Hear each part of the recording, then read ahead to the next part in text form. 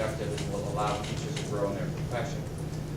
The other piece that we have to make sure of is that we've talked about it before, is the inter-rater reliability. We need to make sure that our administrators are evaluating teachers equally and consistently. And so the training process will be significant as we move through this.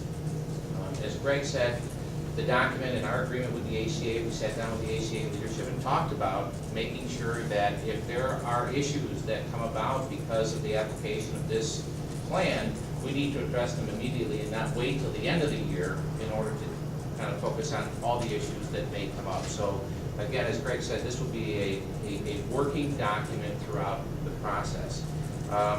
So with that, again, there's very little room for districts in terms of what we're able to do and what we're able to apply for this process, because it is a pretty significant prescription from the state coming from the regulations. They have done RFPs for the evaluation rubrics. They're doing RFPs for assessments.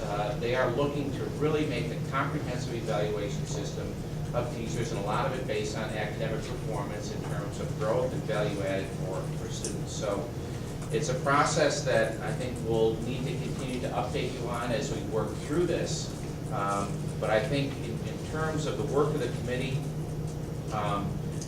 they did a tremendous job in putting a significant document together that typically takes, I would say, 1 to 2 years to put together in a normal process if you're looking at a committee that does work.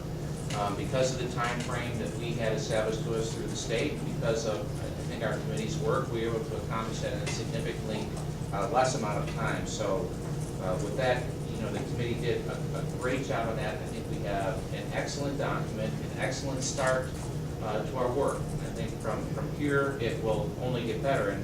And I should add, not only will the training of administrators be important, but also working with our teachers and training teachers in terms of what the expectations are through this process, how the point system is established, how that point system will be administered. So it is a significant consumption of time, of energy, training for our administrators and teachers. And keep in mind, this is all required under the Commissioner's regs, and this is what the Race to the Top funding has established as well, which we received $70,000 over a 4-year period. We're working with BOCES. BOCES is helping us with the training, and we'll continue that work throughout the next 4 years. That was something that I heard that I thought was very impressive, is that in the future we anticipate that grant money or financial money that we get a chance to apply for will stipulate that we have to have a program like this working. A document like this, and it needs to be working before we can get that money. Isn't that correct? Yeah, there's a grant I'm beginning to work on right now that's due January 12th, that one of the requirements for eligibility is to have an APPR plan in place. It's a fairly significant amount of money. It's $1.8 million over the next 3 years. And we're potentially ahead of the 8 ball, because not a lot of schools have been able to get this amount of progress this direction. Right, and I haven't even had a chance to talk to Peg about that yet, but What are the districts doing? Well, I don't really think it matters what other districts are doing. I think it's important for us to focus in. We were required to do this. We needed to proceed with it. I think, we have the capacity through the committee to do it. All districts are required to negotiate this. So, I'm not exactly sure what their progress is. I don't really monitor that, but we're very pleased with our progress, and I think that's our focus, and that's what we're bringing to the board this evening. The committee, let's give them a round of applause. Yeah. And Peg will be presenting it to the HTA as well. So this is a recommendation to the board. It's, again, as we talked about, we've updated you through a couple of meetings. We would like the board to approve this evening in order to move forward with this. So I would request a resolution to adopt this as our annual professional performance review, retroactive to September 1 of 2011. Shall we go ahead and make a motion to do that right now? Certainly. Such a motion to accept this? So moved. A second? Do we want to get a roll call vote? You don't need a roll call vote, but if there are any questions or other discussion you'd like, I'd be happy to answer any questions as well. Sorry.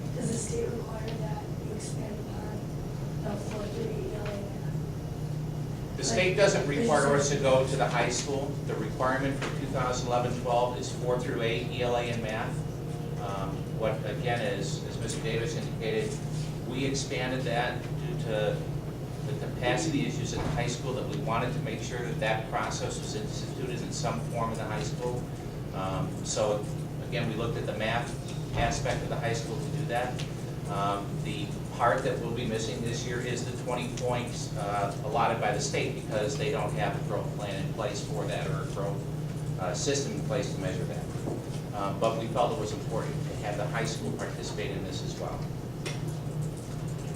Okay, can we vote on the motion that's been put forward to accept this document as our APPR for the present, retroactively to the September 1st, and going into the future as a plastic document? Is that correct? All in favor? Aye. Aye. All opposed? Thank you very much. Thank you.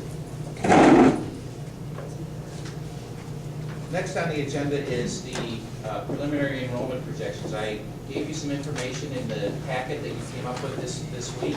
You had enrollment projections going out to 2016-17 for each building. What I'd like to do, what I didn't include in that, is information regarding the total district enrollment based on those projections. Now, we really haven't done enrollment projections this extensively in the past, but I think what we're looking at here is what are our growth patterns, or what are our patterns in terms of student enrollment over the next 5 years, so that we can begin to forecast not only the enrollment pieces, but also our staffing pieces. I think it's important, this takes our history, it gives you the history. If you look at the district document back to 2006-07, and I think it's interesting to take a look at where we progressed since 2006-07, and looking at just slightly over 4,100 students. Now that's inclusive of pre-kindergarten. So pre-kindergarten's been consistent at 163 for those years, and I projected them out at 163 for that. So you have listed here numbers of enrollment projections that include pre-K and also exclude pre-K up above if you look just through K through 12. But we had a couple of years, one of them in 2008-9 and the other in 2010-11, where we lost almost 100 students per year. That in a given year, when you look at 6 buildings and you look at the grade levels in terms of K through 12, it's not a huge amount in any given year. But when you look at the 91, then the next year it was 9, so you got 100, 189, and now you're over 220 students lost over a period of 6 years. Now you have some impact in terms of number of kids versus staff, whether it's support staff, whether it's administrative staff or teachers. So that's part of what we look at in terms of our natural attrition. If you're losing students, that there will be a natural attrition of staff throughout the district. As we go through, we're looking at next year a slight reduction of about 44 students throughout the district from this year's enrollment figures. And again, that's the K through 12 piece. I've kept pre-K the same. So we're continuing to see a slight decline over the next 5 years. If you look at that, 44 for next year, 32 the following year, 12 in 14-15, 46 and 26. I trust the numbers over the next 2 years very well, because the model that this is based on is a cohort survival method, and it's taken into account our work through the past 6 years, or not our work, but our projections from the past 6 years, the actual figures. Once you hit 14, 15, 15, 16, 16, 17, those numbers become a little bit more suspect because of people moving in and out of the district, some birth rates that may or may not be as accurate as we would like them to be, because the 11-12 birth rate isn't in yet, the 10-12 birth rate is a projection. So I feel comfortable with 12-13 and 13-14, but when you look beyond that, it does give us a sense of where we probably will be going, and the adjustments will take place on an annual basis. So I give you this tonight, and as we work into next week's budget meeting and looking at the budget work session, we're going to start to use these figures to project some preliminary staffing information for us. And again, that's really the start of the budget process once you look at the staffing information. But I wanted to give you this information. You have the building information. This is the district information. I just think it's important for us to know where our trends are, where the impact is going to be in terms of you see a large class going through freshman year this year in terms of 316 students in grade 9. That class continues, and in 14-15 is projected to graduate with 319 students. So again, our model and our history doesn't show a loss of students once they get to us. So you see a fairly consistent class as they go through from kindergarten class all the way through to graduation. So if you have any questions on this information or would like further information, there are graphs that go along with this, and I can give you the data behind the information. If you need it, please let me know. But that's how we're going to be initiating our staffing forecasting model as we proceed with the budget. Any questions? Okay. Next, we would like to start the budget initiative for the 2012 school year tonight and give a brief overview. I'm going to be talking about some of our goals and what we're looking at in terms of moving into the budget process for 2012-13. Barb is going to focus in on some of the enrollment, or not enrollment, but the financial projections for moving into the 2012-13 school year, particularly with the revenue aspect and moving in and looking at becoming further acquainted with the tax cap.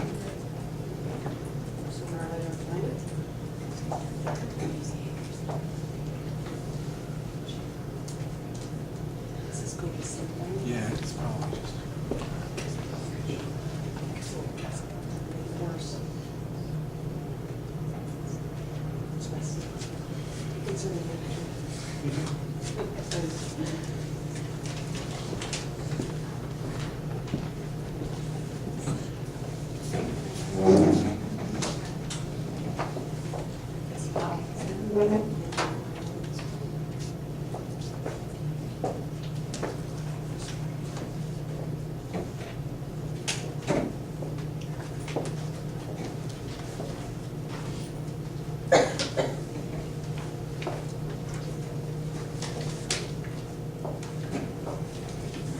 I'll start off as Barb is getting up. You have the PowerPoint in front of you here.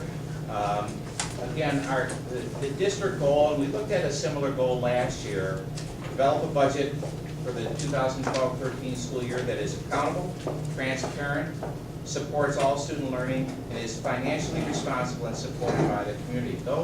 That's a big job this year, particularly with the tax cap that's coming on board. So we always focus on student program.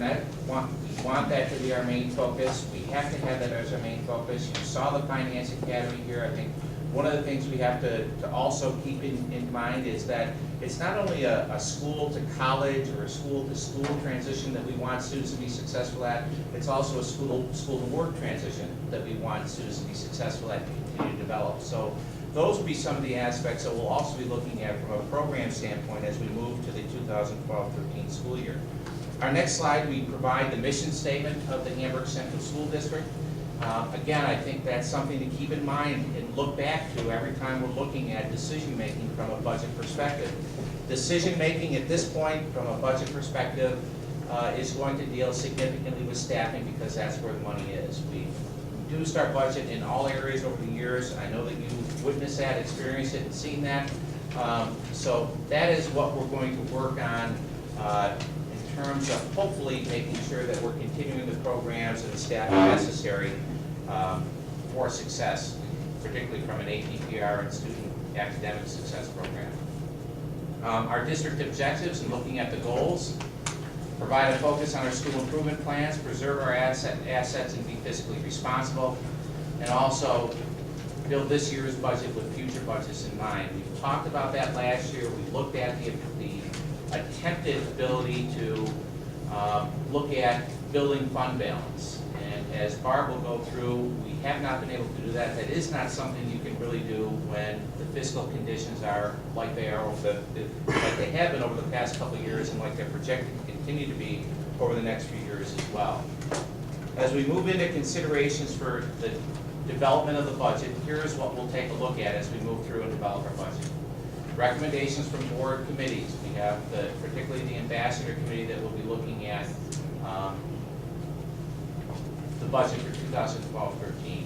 enrollment and staffing, administrative review of program needs, financial conditions, particularly related to revenue, analysis of the 2006-7 through 2011-12 revenue and expenditure data. Barb will give you that specific information this evening.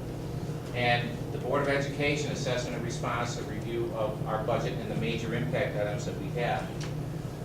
As we continue, we're looking at, in terms of developing, how we can continue to offer the courses and programs to meet the needs of our students, but also within the resources the state and our taxpayers provide, particularly, again, under the tax cap. And taking a look at what actions must we take in order to advance our goals. So it's a significantly comprehensive review of our past trends, and it's looking to project and forecast forward in terms of what our needs will be in the future. Looking at the next slide, we'll continue in this process, review trends and forecasts as we started tonight, identify the increases associated with the contracts and what programs are aligned to our academic goals, and then bring forward requests for additional funding for non-contractual or non-mandated programs. And Barb, I'll turn it over to you here to go through some of our budget trends, and then to also talk about the 2% tax cap and get everybody kind of acquainted with that. Great. I wanted to start out just speaking a little bit about our budget trends. One of the things that was very helpful to me, being new, was to go through all of our history from 06-07 forward regarding our expenditures and our revenues. And at the end of our presentation tonight, I'll give you a nice legal size document that shows all of our revenues and expenditures over the past 5 years. And that's very helpful to see where you've been, where we're going to try to end up, where we need to end up, and really the way we need to get there. So data is always interesting to help in the forecasting. We've also started to look at what if we did a rollover budget, where would we be? What's the starting point? What's the foundation or baseline? And looking just at contractual increases from 11-12 to 12-13 in these specific areas, which you can see it's related to payroll. 73% of our budget is our employees, our salary, our benefits, our health insurance, all of that. So one of the things that we wanted to take a quick look at was to see if we just kept things status quo and moved into what would be our contractual obligations for next year, what would our expenses look like?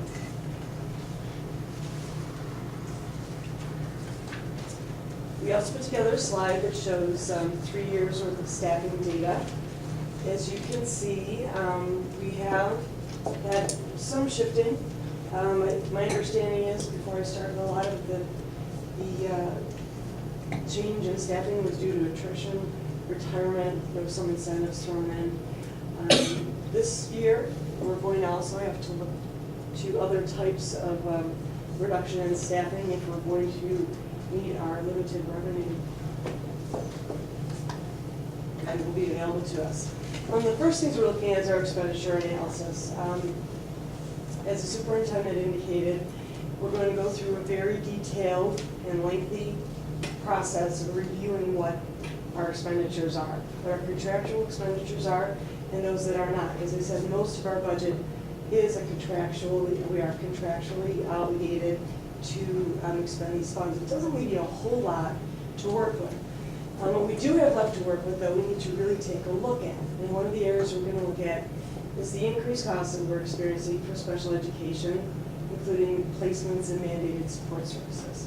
We want to ensure that we are doing everything we need to do. We're obviously obligated to educate all of our special ed kids in the appropriate environment, the least restrictive environment. We also do try, though, to manage it from a financial perspective, providing what we need to provide, but making sure we're doing it in the most financially feasible manner. We're also going to review and determine appropriate class size and look at those guidelines. Continuous support for and improvement of the current instructional and student support services is one of the other areas of our expenditures that we are going to spend some time reviewing. Of course, we're going to have to take a look at interscholastic athletics, co-curricular and extracurricular activities. the cost of utilities, the maintenance of our facilities and fuel. These are all areas that that we do manage now, and I will speak to that in a future slide. But we're going to continually look to ensure that are we doing it the best way we can? Are we keeping our costs as controlled as possible? We're going to review the increased costs associated to related employee contractual requirements, and of course, needed equipment purchases and repairs. Even in times where money is tough, you still have to have certain equipment, you still have to keep up the maintenance of your buildings, you still have repairs, or in the end, you end up with something, I'm not sure of a disaster, which I'm not referencing the roof of the admin building. One of the things I also wanted to speak to is budget management does not only occur during budget season. A lot of people think, well, you know, they're starting to talk about and think about the things that they should do to manage budget. But the truth is, we talk about managing budget all the time. We are always looking for ways to control spending, to keep things in balance, to ensure that we are really doing things in the most efficient manner. And that comes from a lot of good conversation and dialogue with colleagues, not only in district, but our neighboring districts, to see that, you know, does anybody else have just a little bit better idea that maybe we haven't thought of or aren't implementing it just that way, to see what we can do to control our costs. We have many cost-cutting measures in place. The energy education program is new. The superintendent brought that into the district. We're very excited about it. I was just in a meeting and learned a lot more about it the other day because this is a program that's new to me. So that's just one of the areas that we're looking at. It seems to be being embraced actually rather well by the district. And we're very excited about the possibility of really containing some of our energy costs through educating our employees. We already purchased from state contracts. Things are purchased on state bid where possible. Something new this year, or at least the timing is new. We're going to be implementing a budget freeze on Monday. I know that most districts do have a frozen budget at some point in the process. A lot of times you'll see that maybe after Christmas, when you come into January, even as late as February. But in order to get a real handle on what's going on, since I am new, and since we do have a little bit different set of circumstances this year, with the limitations that we can't control, after discussing with the superintendent, we thought it would be a good idea to go ahead and implement basically a budget freeze on any expenditures after Monday. Now, of course, that doesn't mean we won't purchase things that we have to purchase. Emergencies do come up. Some things have to be purchased after the budget freeze is implemented.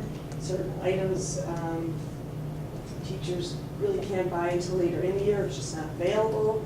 But we've asked people to do, to the best of their ability, is put requisitions through so that we can encumber the money, so we can really take a look at what's going to be left. A big part of my job is to manage fund balance. I have to be able to get that out of the budget. It's a balance between what's left in your budget at the end of the year that you didn't expend and what you brought in revenue that you didn't account for. So one of the best ways to do that is to limit spending early in the year. Gives you a better overall picture. We're already limiting substitutes where possible, taking a close look at conferences and field trips. Depending upon the circumstances, I know that in the past we might have been a little more liberal with activities like conferences, travel, and field trips. We are closely looking at all of that this year to make sure that we are allowing people to go on field trips and teachers, of course, to go to certain conferences if it's really following the educational plan of the district. If not, we may see some things this year that are denied that maybe in the past haven't been. Cooperative purchasing, something we're also doing. And of course, purchasing through BOCES to drive aid. I'm sure everybody realizes on board at this point, or if not, just a quick tutorial that when you purchase goods and services, probably 95% of them that you purchase through BOCES is aidable, comes into the next fiscal year as a reimbursement aid. So actually buying stuff drives aid. It's kind of like when you go shopping, you can tell your significant other they can save money because you bought stuff. It's kind of that concept, but it really only works if you're buying things that you would otherwise purchase. So now on the other side of the house, when you think about revenue, this is what's different this year. Foundation aid is frozen at the 08-09 levels. Now, foundation aid is your base aid. You think about it, your foundation of your house or of a building, your foundation aid is the foundation of your state aid. There's all kinds of state aid, and they change the name every few years and they reshuffle it, but basically foundation aid is your base aid. And that is the aid that is the same as it's been since 08-09. ERA is gone. We had it a couple of years. Going into 12-13, there's no ERA at any type. Education Stabilization Fund, ESF, gone. Education Jobs Fund monies, which we are using this year, because we didn't use it last year. Most districts had the ability to bring it in as a revenue last year, but not expend it and use it in this year's budget. That is what we did do. That was budgeted for, so it's not newfound money. It's already budgeted for as a revenue. That's going to be gone. Title I ERA and Title I IDEA is also going to be gone after this year. What's staying, of course, are not the good things. Gap elimination is staying. They're saying that that is staying. In 11-12, our gap number was $4,563,166. I don't know what our number is going to be for 12-13, but from everything that I've read and been informed, it's going to be very similar. Might even be a little worse. It's calculated differently this upcoming fiscal year. It's going to be based on income, which is driven off New York State income tax returns. They do this very fancy calculation, and they determine how much they're going to take back from us to help balance New York State's budget. But we're going to assume it's going to be pretty similar to what we were looking at this year. So what does that leave? Well, usually that leaves your real property tax, which is something that we always had control over. Your real property tax is basically what balanced your budget. You had your budget with all your expenses, you looked at all your other revenues, and what basically you were short is your levy. And that's what you spread out to all of the taxpayers in the district over all of the townships. But now that's subject to a cap. So now you can see where it gets a little more difficult. I did just basically describe a levy. I wanted to step back and just do a little basic tutorial. There's a lot of confusion, and it's even in the newspaper. Sometimes tax levy, tax rate gets used interchangeably. It's kind of confusing. But basically, like I said, the levy is a large pot of money that you have to collect from all of the taxpayers to balance your budget. Now we're going to have, this upcoming fiscal year, a tax levy limit. And this is where it gets a little dicey, because it really is not what is generally reported in the newspaper. It's not that simple. The tax levy limit is the highest allowable tax levy for exemptions, and I'll explain that in the next slide, that a district can propose as part of its annual budget, for which you will only be required to have a simple majority of the voters, which is 50% plus one basic vote. Any proposed levy above the tax levy limit is subject to 60% approval by the voters. So the question is, how do we determine what the tax levy limit is? It's not a simple 2% that everybody hears about. It's not that easy. Kind of wish it was. At least we know exactly what we were doing. The law provides that every school district has to do this calculation, actually it's an 8-step calculation, to determine what our tax levy limit is. Basically, the calculation adjusts the district's tax levy to reflect growth in the local tax base, which is, that data is provided to us. And then the rate of inflation, or 2%, whichever is lower, is calculated against that number. This year, it looks like it is just about 2%. Now, the legislature did not pass any law regarding the cap on the exempt items. So there are certain items in the levy which basically you're going to remove when you're calculating out what your base levy is. Because they're saying that those types of expenses we can't control. I thought that sounded pretty good. So we're gonna take it out because you can't control it, you can't make that subject to a limit. Unfortunately, they only took certain things out. I would have hoped they would take out things like health insurance, because we can't control that.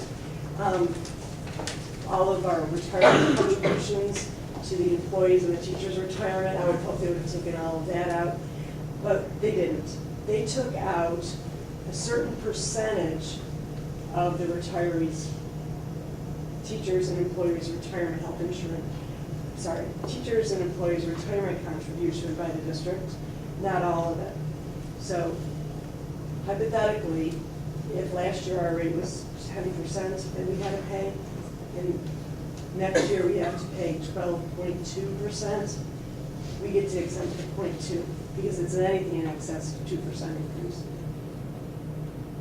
It's helpful, but it's not that helpful. Certain capital expenditures, debt service. It's debt service net of building aid. So we have to take a look at what we're bringing as building aid on debt service and subtract that off. So again, it's helpful, but it's not a ton of money. In certain court orders and judgments, which are in excess of 5% of your total expenditure budget, which I guess I'm happy to say does not apply to us because it would be even worse. These items are then added to that other levy, the levy limit that is restricted by law. We then add the exemptions back in, and that's how you get your allowable tax levy limit. If you didn't get it, it's okay. You'll have to listen to me tell you like 2 or 3 more times. And it gets to a point where then you actually go, okay, I get it. Doesn't really make sense because it's sort of convoluted, but at least you understand the concept. What you're probably really wondering is what options does the Board of Education have for all of this? And basically, you have 2 options. You can propose a budget requiring a tax levy for exemptions at or below the tax levy limit prescribed by law. And again, you need 50% plus 1. Or you can choose to propose a budget requiring a tax levy limit, again, for those exemptions, that's above the tax levy limit. And if you do that, then you will be required to have 60% voter approval in order for the budget to pass. Okay, so we don't want to be negative, but let's just think about what happens if the budget is not approved by the required margin. We really like to talk about it being by the required margin, because it's not just about pass or fail anymore, it's about passing with the right percentage. So you have to pass by the required margin. If it doesn't pass by the required margin, regardless of which type of budget you put out to the voters, you can just put the same budget out again. Probably not a choice most districts you have, but you do have that choice. Or you can revise the budget, just like in the past, if a budget were defeated, and put out a revised budget. Or you can go right to a contingent budget. If you go to a contingent budget, your levy increase is 0%. So another way of saying it is the same levy as this year. So let's say you put the budget out, and again, it is not passed by the required margin. Then you have a 0% increase in your tax levy. You don't get to do the fancy thing with the exemptions or not exemptions. You get what you get this year. You get this year's tax levy.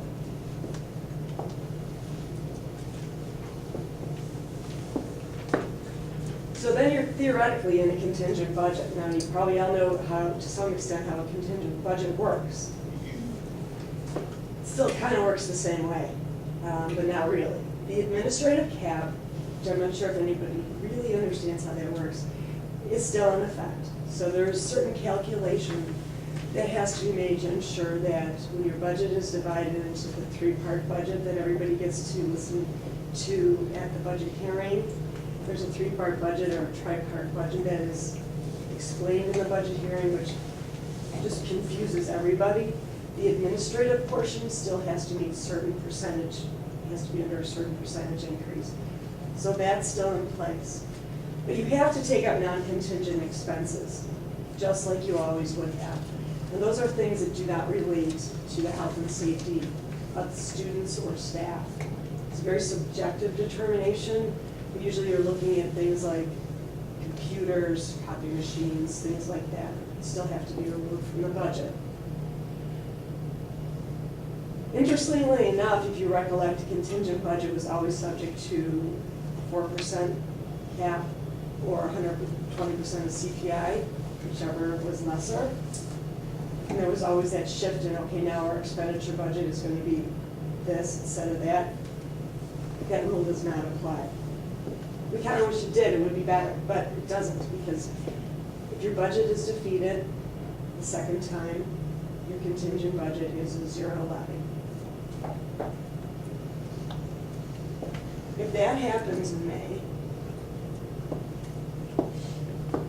you will find yourself with a very large gap. And you'll have to go back and take a look at your staffing. And quite honestly, the impact of program and staffing would be excruciatingly detrimental.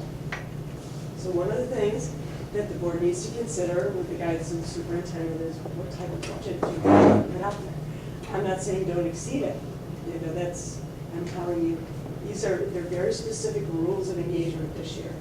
And you need to have a philosophy that you've been guided by the superintendent with to determine where are you comfortable and where are you going with it.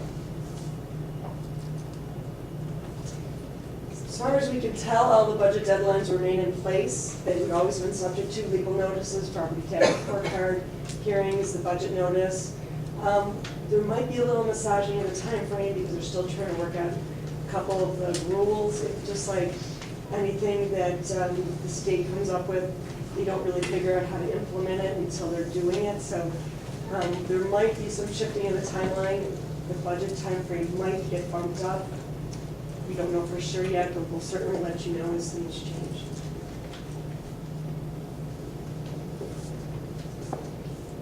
So we're going to try to end on a happy note with the beliefs that the district has, that excellence through achievement of high standards should be the focus of all of our efforts, that students can and will be successful with challenging academic experiences. Schools must hold on to high expectations for all of our students, promote achievement at levels of distinction.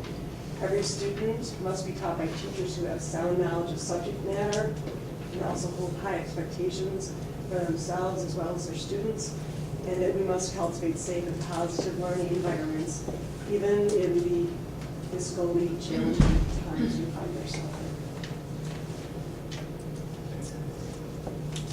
in. Did anybody have any questions? Just to remind you, next Tuesday we have a budget work session. It's our first one of the year where we're going to provide you with some significant financial information in terms of our revenues and expenditures. So you're going to see a lot of numbers come in for next week. Keep in mind that there has been a pretty significant shift in terms of our focus. We're moving from an expenditure-driven process right now to a revenue-driven process. And that's significantly different. I thought Barb did a great job explaining that in the past, and it's not that you can't do it right now, but in the past, it's been easier to take a look at the levy making up the difference between your expenditures and what state aid did. We've been in difficult financial times for quite a while. I know you've heard in the past us say this has been the most difficult financial year we've had. You've probably heard that for the past 5 years. We're going to continue saying that because the 2012-13 budget process will be the most difficult budget that I've experienced, and I'm sure that you have experienced as well, particularly going through the tax cap issue for the first time, and not only having us understand it, but also having the public understand it, know what they're voting on. Keep in mind, they're not voting on our expenditure budget anymore. They're voting on a levy. And so that's going to be a key difference as we move forward. What Barb is passing out right now, a little narrative on the property tax levy, but I think the legal size sheet with different colors gives you the analysis of the revenues and expenditures, budget to actuals over the past few years. So if you would, please take a look at that, analyze it, and come back and be prepared to ask some questions next week of us, or give me a call or email during the course of the week and ask for any additional information, any clarifications or questions that you may have in terms of what you would like to see in addition to this information. I think, you have a good taste of what we did last year. We're going to continue that process. You see a lot of information come forward. If there's anything specific you want, please let us know. Any questions on this right now? I do. Okay. Barb, when you talked about the cost-cutting measures, that slide, you said currently with limiting the subs when possible.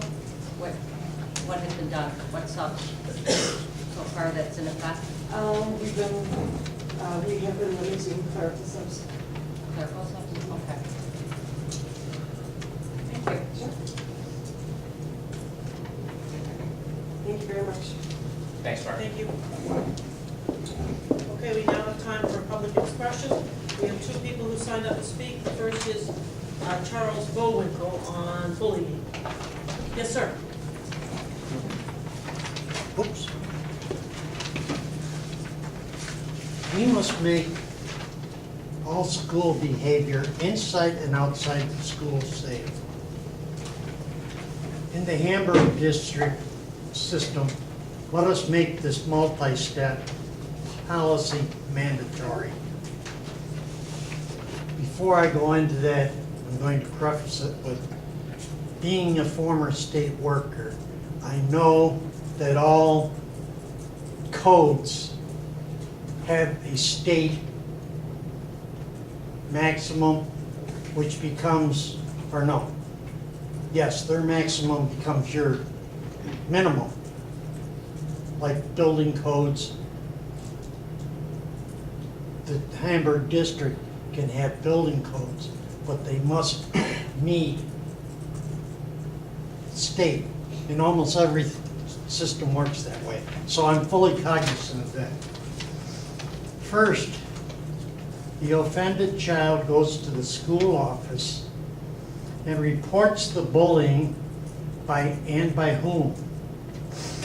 If the principal is not available, then the person behind the counter or desk has the child to fill out a simple light blue card reporting the bullying and by whom.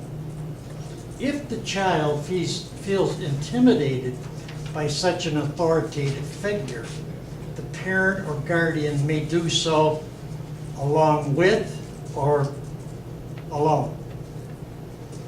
The child then receives, after reporting it with a blue card, he then receives a yellow card. The school representative receiving the complaint must personally sign the yellow card. No stamping allowed. Before they give it to the child, the yellow card must be stamped by the office with the seal of the school, if there is one, and the date and the time. The child then gives the yellow card to the parent or guardian if they haven't gone along with it. The principal must then, within 3 school days, personally call the parent or guardian to discuss this matter and also those of the offender. If the principal is not available, then the next in charge. It must be someone that can be held accountable. Absolutely no simply meeting a voicemail. Person-to-person contact must be made. Now, with these 4 steps being enforced, the parent or guardian will know the situation is truly being addressed. This way, everything will be duly noted by everyone. And I'm not pointing fingers, but it will be no longer be possible for us to hear, this is the first I'm hearing about this.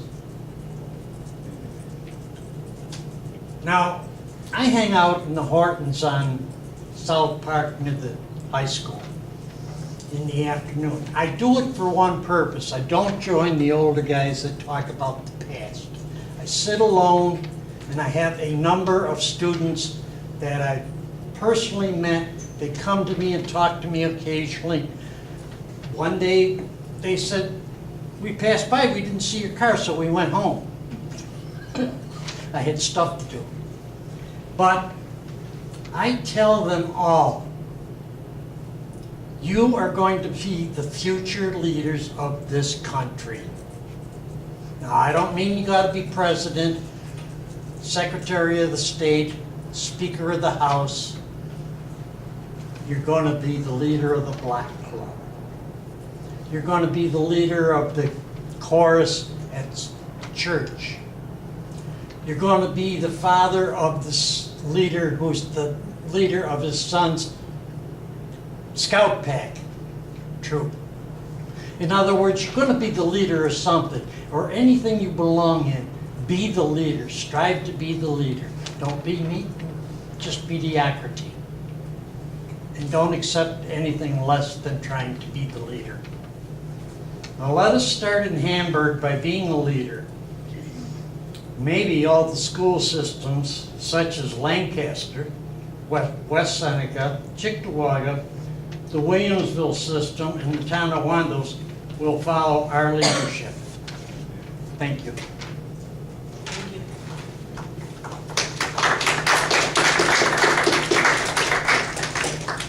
Then we have Sally Stevenson.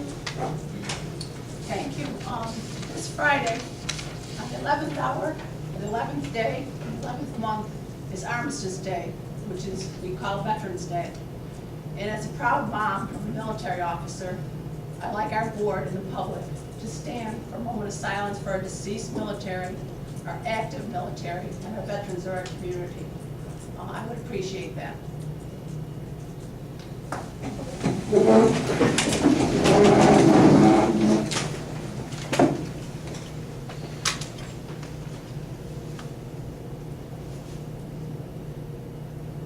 Thank you.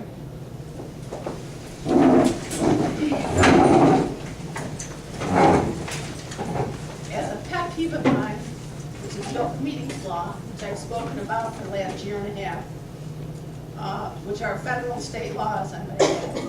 They're very specific about the business that must be conducted in the public arena, not behind closed doors. And we've come a long way, believe me, from a year and a half ago.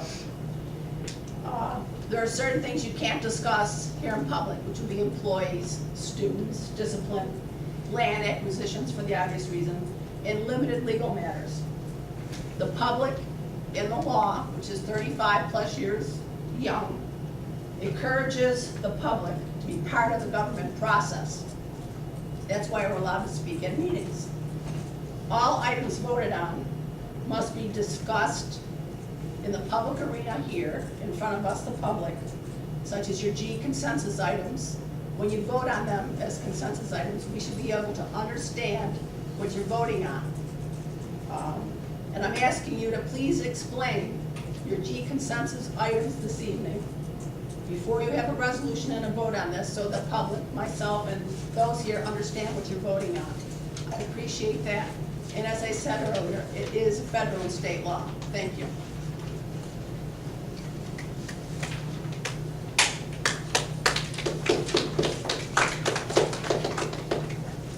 Okay. Thank you very much. Let's move on. We do have other things that we want to be discussing before we get on to those G consensus items. How about if we put you on the spot as our student representative to share some information with us about what's going on at the schools? Okay, sorry, I lost my voice yesterday. But we'll start with our sports. Our field hockey team is still in the playoffs. If they win tomorrow, we go to the West Regionals. Same with both our girls volleyball team and our boys volleyball team. We currently, last week, Wednesday, had our first sports concert of the year, and Gwyneth Walker, who is a famous composer, came and spent 2 days with the chorus and was at the concert, which was really The awesome. concert was gorgeous, thank you very much. Lovely. And the band concert is tonight, the first one of the year. I think we have to have a plan in the future to not have band concerts the same night as board meetings. Yeah. We'll talk to Mr. Dubell about that. And what else is going on? The chorus trip to New York City is coming up soon, and we're currently doing fundraising for that also. We, Where in New York? When are they going to New York? Well, we're going Where to are you guys? we're going to sing, we're staying in Times Square, and we're going to sing at Carnegie Hall. And we're one of the only high school choruses that get to sing. We're invited to the conference, so it's actually a really big honor, and we're really excited to go sing there. But, and then about 2 weeks ago, we were selling with Gay Straight Alliance, bracelets for Jamie Rodemeyer in honor of him to start anti-bullying programs in schools, since obviously we don't have money to start them. It's like a trust to give to schools to attempt to start programs on their own. And all the kids are scrambling around to finish their common assessments because it is the end of first quarter. And it actually is going really well, but it's really stressful, so, sorry. But I understand why you do it, and it's a really good idea, but it is really stressful for, especially those seniors trying to get college applications in at this time, and juniors. It seems to be just juniors and seniors that, they have a lot of course loads that they're doing, but it seems to be working out pretty well, and the teachers seem to be working with it and with the students. That's pretty much it. Thank you very much. Board members, do people have things that they want to share about committees that they've been attending lately, or events they've been to, or? I have a couple things, but it's really not recorded. A couple weeks ago, New York State released via email regarding some grants that they have for streamlining and consolidating government. But it's not just for government, it's also for school districts. And it has to do with